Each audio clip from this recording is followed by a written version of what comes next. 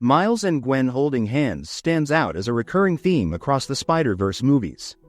Even though we haven't seen that one big moment yet where they fully hold hands to lock in their romance, the films keep teasing it and building it up through moments in different situations. These hand-holding scenes pop up time and again, showing their growing connection step by step. In this video, we'll go through each one, looking at what happens, why it matters, and how it fits into their story. We first see it in the first film, right in the middle of the intense fight at the Super Collider. Gwen gets knocked out by Olivia Octavius and starts falling through the chaos. Miles doesn't hesitate, he jumps after her, reaching out just in time. He grabs her hand firmly, and the camera closes in tight on their hands locking together. That shot really drives home the trust they're starting to build, especially since they're from different worlds and barely know each other at this point. Then, there's another hand-holding moment before Gwen heads back to her universe.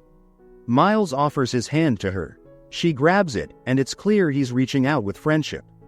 He senses how lonely she feels after everything she's been through, and he knows this isn't the time to push for more. Things get even more interesting in Across the Spider-Verse.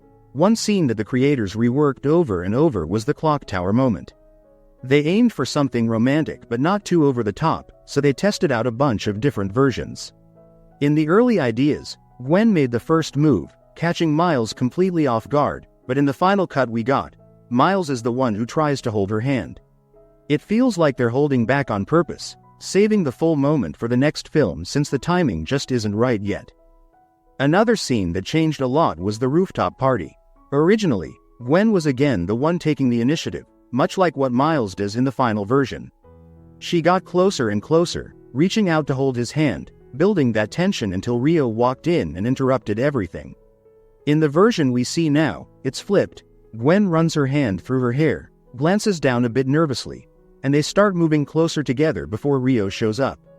The core idea stayed the same, that interrupted spark of closeness, but the creators shifted it so Miles seems more proactive in the end, even though the early plans had Gwen leading the way both here and in the clock tower.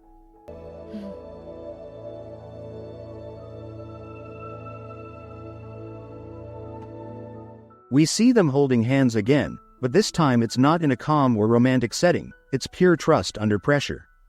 After the spot escapes, the whole building starts collapsing around them, debris falling everywhere. Gwen doesn't just run off and leave Miles behind. Instead, she reaches out, grabs his hand firmly, and pulls him along to get them both out safely. Miles grips her hand right back, holding on tight as they navigate the danger together. There's another scene that's not exactly them holding hands. Their hands don't actually connect, but the intention behind it is crystal clear, and it's done in such a clever way.